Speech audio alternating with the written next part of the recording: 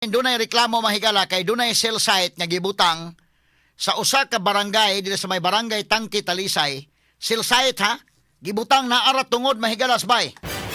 Mo na nang reklamo ang mga residente kakuyaw ani sila Jason ug mauhon ni. Nareklamo ang mga residente in town. Ato kuhaon ang report mahigala uban ni kasamang Jane Gallardo ni ining mga orasa. Yes, kasamang Jane. DYHP RMN Report. Yes, radyo man Attorney Rofil, personal gid nato nga giduaw dinhi ang ato ang reklamante nga midango pod sa ato ang subyaanan Attorney Rofil tungod ni ining duha man day ni ka tower Attorney Rofil sa cell site nga gitukod dinhi sa may Purok Kihok Barangay Tangke, Dakbayan sa Talisay, Attorney Rofil. Nya ang concern sa ato ang mga kasamag mga idol nga nagpuyo dinhi Attorney Rofil kay daghan magud ni sila nga balay dinhi nga nagtapok. Duol kaayo sa ilaha ang maong tower Attorney Rofil, ang ilahang concern duol kaayo sa ilaha nya ang radiation gyud. Sakto ang imuha nga giingon kaganiha Attorney Rofil nga delikado para sa ilaha ang radiation kay 40 ra gyud duola. Nya ang ilang may baw-an Attorney Rofil kay ang usara Monica Tower ang una-unta nga giingon nga ituko dinhi. Apa naman objection na to ni Rofil kay nang reklamo man pod ang mga residente dinhi hinungdan nga wala pa gid dahuman. Igo la sila nakakaut ato ni Rofil, naka-plaster sa ilahang inugta tukod na gyud nga tower pero wala na human kay nakareklamo man ang ato ang mga residente dinhi. Apan kalit ang ilahang kakuyaw Attorney Rofil kay sa pikas kilid natukod naman hinuon ning usa ka buok tower Attorney Rofil nga nahuman naman sa pagkakaron. Makita ni sa ato ang video karon Attorney Rofil kay naa man kita sa area karon. O sa mga kampanya ko nun Ang matod sa Attorney Rofil gipanag-iya ni sa IDOTCO og Unity. IDOTCO og Unity mao ang nahibaw-an sa mga residente dinhi Attorney Rofil. So doon lang ka sa balay, pila man ka dupa, gikan sa balay. Duol ra gid kayo kung dupahon siguro nako ang una gid nga tower Attorney Rofil nga katong wala na human, mga duha ra gid siguro ka dupa nako. Uy, kuyawa gud. Dito sa una kato wala na human. May gani kay wala na human. Pero kung kaning usa nga nahuman nga natukod na gid Attorney Rofil, mga napo ora siguro kami kadupa nako. Ana ra ka duol Attorney Rofil sa mga balay dinhi niya ang nakakuan kay daghan man gud silang bata, daghan silang mga senior dinhi Attorney Rofil. Mao ang ilahang gikagulan, gikabalak-an Attorney Rofil hinungdan nga nidangop gid sila sa atong subyaanan para pod mangayo og mga advice kung sa dapat buhaton tungod kay dugay naman gud unta ni nilang gireklamo apan walay naminaw nila matod pa Attorney Rofil kay sa nahibaw-an nato ang nagpanag-iya sa maong yuta nga gitukuran ining mga cell site mismo ang kapitan Attorney Rofil dinhi sa may barangay Tangke. Ang nagpanag-iya sa yuta. Motong ilang nga giduol gyud Attorney Rofil ang maong kapitan apan sa pagkakaroon ma'am wala gyud action ni wala gyud gibaliwala ra sila Attorney Rofil matod pa nya gibungol-bungolan lang ipasa-pasa ra gid sila Attorney Rofil. Ang ilahang nga madunggan pod ang ilahang mga pangutana, ang ilahang mga gusto unta nga pangutana Attorney Rofil matubag unta nganong dinhiman nganong duol man kaayo makahibaw naman gid unta sila daan nga daghan kaayo dirig mga residente nga pwedeng maapektuhan gyud simbako Attorney Rofil. Apan gipadagin gid nila og tukod pero duha pero wala ang usa na inyo nahibaw-an ma'am pero duha na hiluon duha na ang nagawa di gawas dinhi sa ila duha na ang nigawas na tower Attorney Rofil niya ang ilaha pong gikagulan Attorney Rofil kay usahay magtrabaho man og tuwang gabi so mura makaapekto gyapon gawas Kinsa may kapitan ko no diha sa Tangke? Ang kapitan dinhi sa Tangke Attorney Rofil Utan ako ng mga tao. Utan ako no sa kapitan. Attorney Jared Cabilti. Si Attorney Jared Cabilti, Attorney Rofil, ang kapitan dinhi sa maong dapit. So ilangan na pud ni nga gi-istorya unta ang kaning maong kapitan pero hantod sa pagkakaroon Attorney Rofil wala gihapon na walay aksyon. Sa lain pa Attorney Rofil kay gawa sa kaning pagtrabaho sa ilahang tower mura gani gisilutan gid sila dinhi Attorney Rofil kay gisusi gid nato ang maong area no ang kaning hinabwa nila nga mga tubig Attorney Rofil do naman ni coral dinhi pero ang tubig nga ilahang hinabwa nagbangag ra man sila sa ilang coral niya diri padung ang tubig sa mga residente po diri sa Luyo Attorney Rufil. Kining atong tawgon ang kapitan siguro ani. Kinsa Jared Cablite may kapitan diha sa tangke?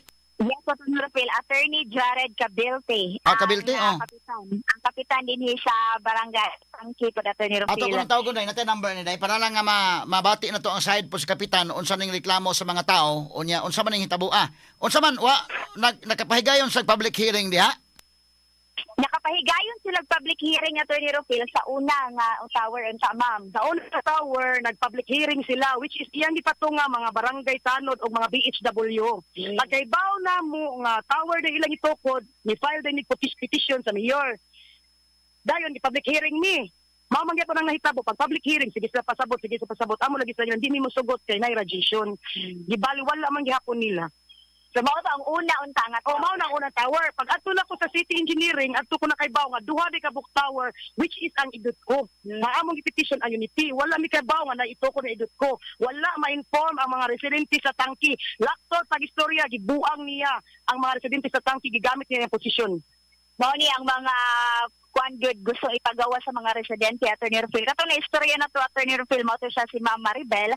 Dila Cruz may personal good pod niya ni ana sa atong Sibianan. So nakakuan sila petition sa unang kaning tower, Attorney Rufil. Apan pag ganing usa ka tower nga natukod na, gipahibaw na lang sila maupat ka public hearing matud pa, wala sila tambong. Kaya ang ilang problema, Attorney Rufil, wala sila pahibaw nga naday public hearing.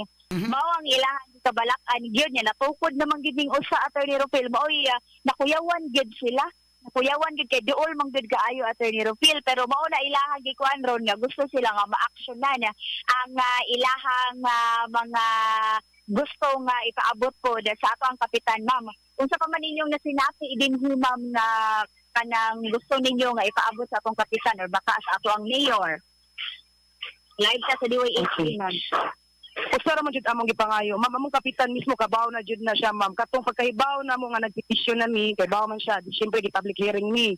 Karon niingon jud mi nga bisag unsa pa inyong buhaton, dili jud mi mosugot tungod aning radiation. Number 2, simba ko kabaka sige nagtagilino gibagyo. Amos lagi ingay nga padir lang ang pagitan sa ilang tuyo butangan sa tower. Di sila kasabot nga dili jud mi mosugot. Asa naman ang among katungod? Asa ang balaod? Moingon sila, ma'am, mag-agi tag due process, mag-agi tag legal. Sa ato pa ka na mo petition, illegal di ay na. Diba? Pag adto na ko kung wala ko mo doon sa city engineering, ma'am, di ko makahibaw nga duha di ka tower lang itukod. Which is unfair kay mga tao, unfair kay sa mga residente, ma'am. Na diba nga, dili mi ma-inform. Sa permiro, ni okay lang sila nga kami unta dapat, unta ang doolon sa kapitan kay kami mismo. Pader lang ang pagitan na mo doon na kami unta to angay ilag-inform. Dili ang mga tagalagyo din matiktuhan kami man kay namin sa doon. Diba? Okay, Jane. Standby, Jane, ha? Balikan ka, Jane. Sige, gamay lang, Jane. Standby, ha? Balikan ka. Kinana na kontak na to si Kapitan Jared Cabilte. Atong pagtagad mga kagalaan ining mga orasa karon mga sukit ni paminaw. Lahat ng tanong, straight to the point. Kapitan Jared, maing buntag, live taron sa DYHP, RMN Cebu, Ugay FM. Good morning. Good morning, Attorney Rufil Banyok. Morning, sir. Good morning, Kap. Kining, unsa man ning hitabo, Kap? Doon ay mga residente na to, nang reklamo lagi ining tower kuno nga gibutang sa diha sa Barangay Tangke kay duol man kuno kayo silang balay. Unya akong reporter akong gipada dito, duha ra kuno kadupa. Nya balay na. Sumura og unsa may nahitabo ani, Kap? Okay, may buntag una sa tanan, no? Sir, kanang ilahang gireklamo, first, kanang residente diha, kanang siya si Maribel de la Cruz, kanang iyang balay na kinis Barangay Hall. Kanang iya siguro ng kaliwat, siguro ng tapat sa yuta sa kanang gitukuran, sir, sa tower, which is dura po na sa mong balay, Attorney. Then una sa tanan, nang-apply na ang saysayan ka sa story, no? Kay kanang iyang ipangsulti, balik-balik naman na niya, di man na siya maminaw o unsay process o unsay pamaagi. Kay kita, wa man sad ta nagpataka taon og desisyon kung wa ta miagi pod og saktong pamaagi. Kana magod siya, just so unfortunate nga doon na mga nagkuyog ba, nagrupo po niya po ba, nga nato pong nakita po, no? Pero anyway, isa ta mo istorya na, ari sa ta sa facts na initabo. Pagka March, sir, nang-apply na sila o application kay mo, tukod sila tawid rin sa barangay, kuno, nagpa sila og secure sila requirements. So, atong gibuhatan na is, naaman niya ato ta sa opisina sa City Hall, aron pangutana kung say participation sa barangay, kabahin na nang mo issue og tower permit, no? So nagbasa ta og mga guidelines anya ang giingon dito nga naatay gitawag og ARTA, natay giingon sa katong joint memorandum sa DLG ug sa DCT masiguro to masayop nga kanang bitaw required period of time na moaktag mga tower kay na may balaod na pag-expedite dito sa pagbuhat og mga tower requirements siguro atong programa ni Duterte ug hantod karon sa kanang ilang gi-reiterate nga joint memorandum nga ato sa nang gitubag dito na karon siya magsubmit tag letter dito sa City Hall kay ila man ang file petition. So pagka March sir, nagdandag tag hearing diri sa barangay diri mismo sa site, no? Dahil kana sila gi-invite na sila, dili pasabot layo sila. Naara man sa skillet sa barangay hall sir, pagpahibawan na dili lang gyud na siya ganahan sige ra gyud siya sukol sa ato ang administrasyon. So na malimod na to kay against man na siya nako community. So naari na tungod atbang silang balay ang public hearing na may sound system, may speaker. Pagka March na sir, wala gyud ni oppose na may gipang-invite ng mga tawo mga silingan, nakabalo sila pero wa sila miadto. So pagka March ana, pagka-session sa pag-session na mo sa pagman sa public hearing kay wala man yung post pag-session na mo sir, dili na tinuod nga wa sa kadungog kay ang hearing na may sound system tubangan mo silang balay at kilid mo sa barangay at bang mas barangay yang balay kilid mo sa barangay gipaibaw sa nas aplikant kay ginan nako nga kung mangayo mo og permit ang giingon sa taga city nga maghandla ko public hearing o public awareness. So ang applicant mismo mo ay nag-set og time for public hearing dito may kay invite man mi ilang gipaibaw na mga silingan sir kutob sa maigo sa ilahang application. So wala gina siguro siya miadto or niadto ba na siya. So dito may attendance mi wala man din oppose. So pag session sa March ni nag-agenda sa session sa council kung alabay opposition or ang ilang requirements kung mangayo sila resolution for no objection. So as a matter of courtesy sir kay lawyer man taw niya ilang man ang giligar nga kanayuta is exclusive paraphernal property sa kung wife ang giabangan sa abuitis nga committee. Wala ko ni participate sa session. Ni-relinquish ko sa akong chair as presiding officer. Ihatag na to sa among first councilor as a matter of delicadeza lang, sir ba? So ni-preside sa, after that, there was an approval majority na gani opposition sa council. Ni-pirma, ni Uyon, kaya wala may opposition. So on the basis of that resolution posting no objection, I as a barangay captain is mandated. Otherwise, I will be sued by the abuitis na nung mudi ko mo pirmag barangay clearance nga wala may opposition coming, wala may opposition, and there was a resolution coming from the body signed by all the members of the council. So as a matter of requirements, ni-issue ko barangay clearance on that month of March after na ko na-receive ang resolution of no objection sa council. Okay. Pagka May, sir, which took, I think, a little over almost 2 months or more than a month, nakadawat ang City of Talisay og petition. Kaming anihan nila. Okay? So, take note, wala niagi sa barangay ilang petition attorney. So, it came to my knowledge lang. Kanyari ang city engineering sa barangay. I was informed kasi na may opposition ko. No? So, unsa may advice sa city. Ingon sila, pag-conduct mo og hearing, pasabot sila. So, nagpatawag mig hearing, sir. Kani siya ni-appeal ni siya. Second hearing, dito ni siya. Kani si Maribel. Third hearing, dito sa ni siya. Fourth hearing, dito sa ni siya. For the fourth hearing, sir, na ni siya. Pagka second hearing, dito ni siya. Dahil pag-abot sa second hearing, invite ang proponent, the city, ang tower contractor, ang taga-engineering, ang taga-licensing dito sa barangay. Dito ni siya. Gusto nila maminaw from the DOH. Na-doktor dito sa first hearing, attorney public hearing, wala sila, hindi sila kontento. Kaya gusto nila from the DOH. So, mauto, pagka second hearing, wala may taga-DOH. So, nihangyo sa sila, kinahanglan ko from DOH, kaya mao sa recommend sa city.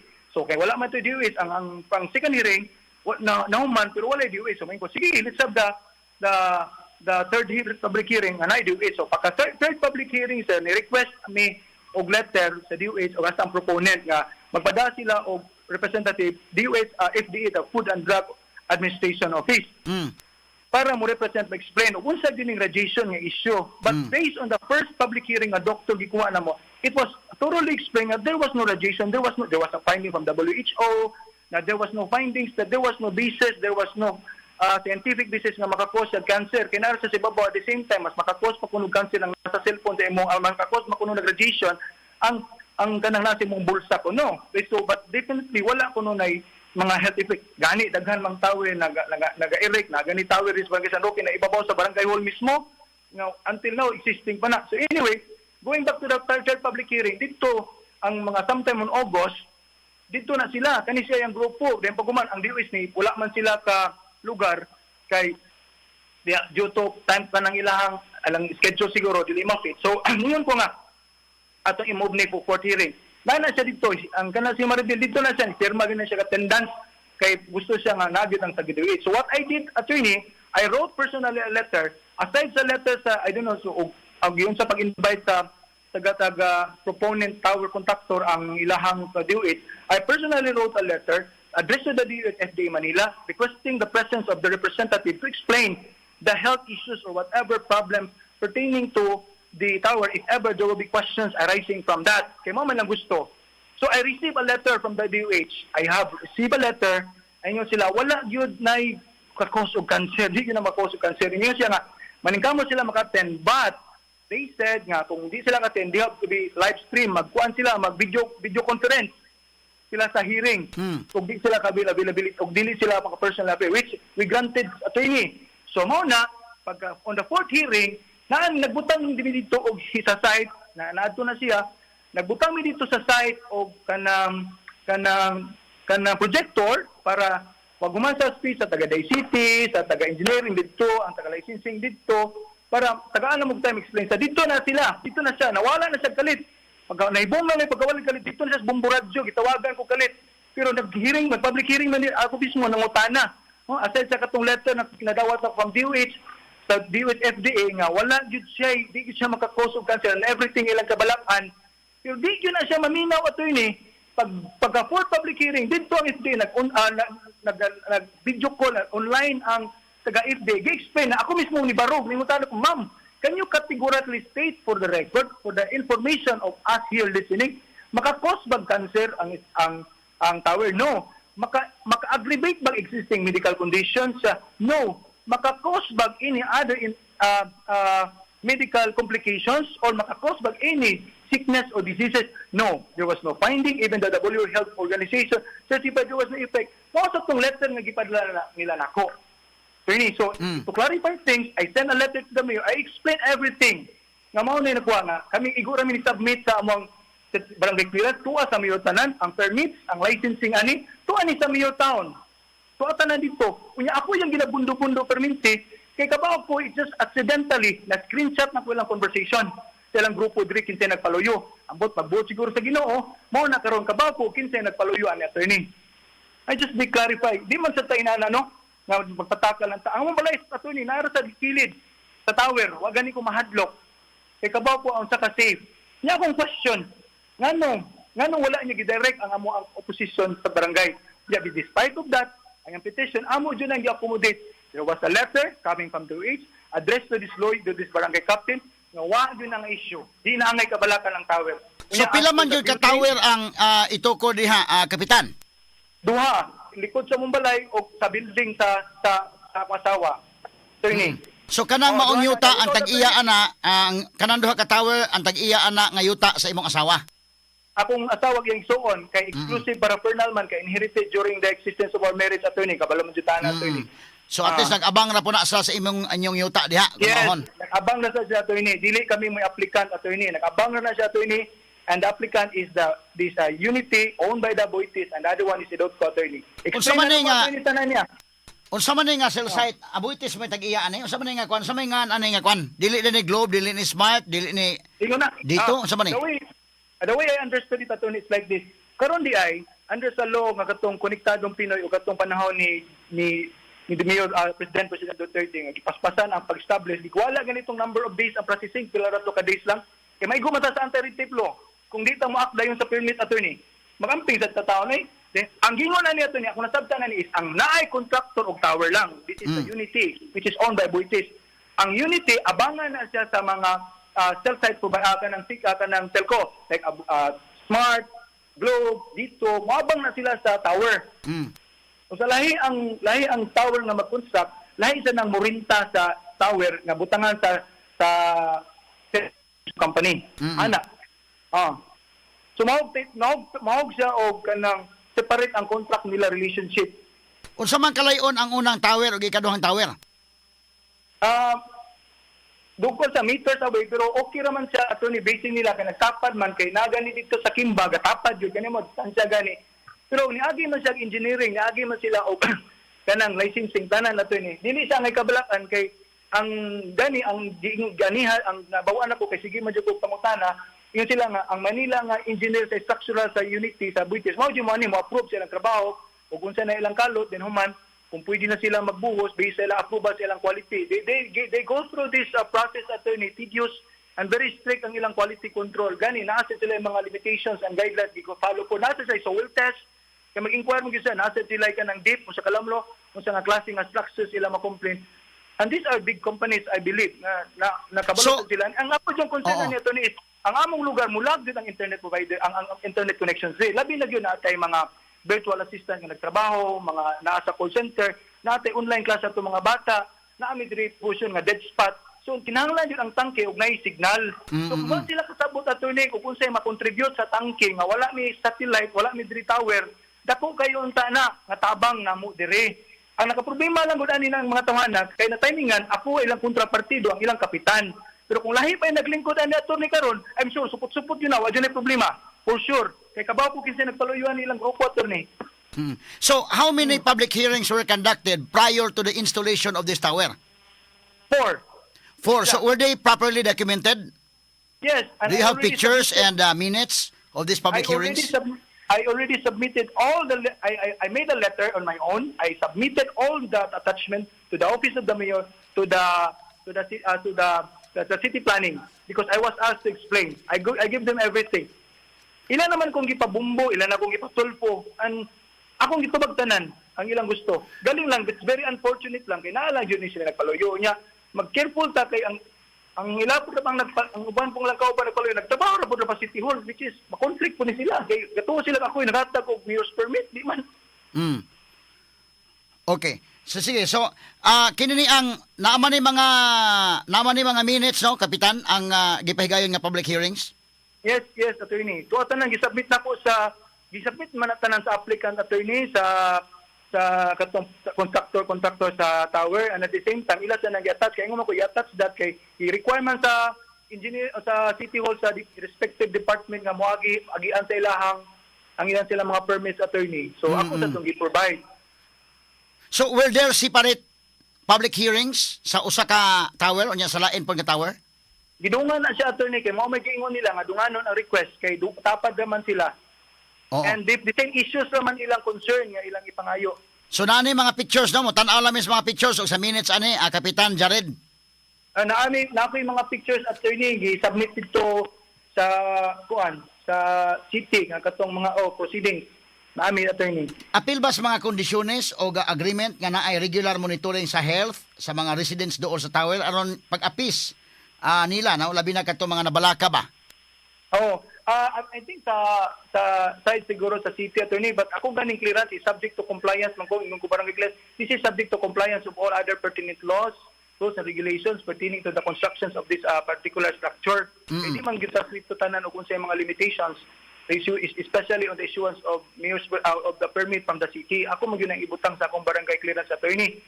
Kay okay ta kabalo nga it does not follow man if my barangay clearance is okay but it will not be approved by the city. Kay dili man na siya mandatory nga unsay clearance sa barangay, ma-approve na yan sa city. So kining ako na petition gyud sa mga tao din ha nakabasa na kani Kapitan? Yeah, nakabasa ko this petition. Actually, usara man kayo ang pusog kayo ani nila ron kani si Maribel. Ako naman gipasabot ang mga tao gani sa ato ni to be candid with you. Ubay-ubay na gyud nakasabot. Ingon ra sila uban nga gipapirma ra man ni manana kap mo mi kabalo nga mao din ay may tabo niya. Pagpasabot na nang okay ra mi kapoy. Parang din nasa kayuhan ana ba. Pero naani siya nagpabilin kani siya kay naa lagi nagpaluyuan ni attorney. Kabaw ko, attorney. Sa imong tan-aw sa mga mipirma, pila man kabo kani affix ang signatures ato maong petition? Katong pagsugod ubay-ubay to pero di mi ka-verify kay anabot maglagyo kayo ilang pagtanaw nako kinsa ni mo tawana to ay dito lang sitio mapertin na layo ni firma. Ang uban pud riya pangutana wala na sana ni participate nakasabot na sad ba? Kani lang gid siya may active kayo. So unsa may inyong gibuhat aning mga namirma? Inyo ba ning gipasabot o mitingon na to balik para mapasabot mo balik? Mag-meeting ta sa gym, we will invite mga health experts to explain pag-apis ninyo nga wala ni problema sa health inana or unsa man yung gibuhat Kapitan? Katong sa mong public hearing attorney gipatawag na sila kay ako man jud tong giingnan tong proponent nga tawag na sila tanan among gi-announce pod. Unya ba siguro ba ikog or ako kabalo basta open man siya wala man siya dili man siya kanang closed premises open man siya ang lugar sa building everyone is invited yun unya wasa na to na si Rad kay open man madungog sa siya kay na may sound system. Oh, welcome gyud ang tanan ng attorney. Wala gyud tay problema atong panahon na. Okay. Sige, atong balikan no. So naa kay mga kuan po na kay mga nakuha sad nga mga ebidensya sa imong part sad nga murag politika ning tanan? Yes, attorney. I just so happen na kuan ko na nakakuha ko conversation screenshot. Nakalit. O sige, so amo na sa susihon og dugang ning unsay kuan no, pero mas maayo og baka kaning mga nagpetisyon tingali og kulang pas nagpasabot, wala kay plano nga magkandak og laing meeting para nga mapasabot sila? Welcome lagi ko ana na attorney wa bisig na sila kalagot siguro nako. Andam jud ko ana nila modawat og unsay pasabot attorney gani pipila na nila magrupo. Wa pipili gud, wa gipilibog.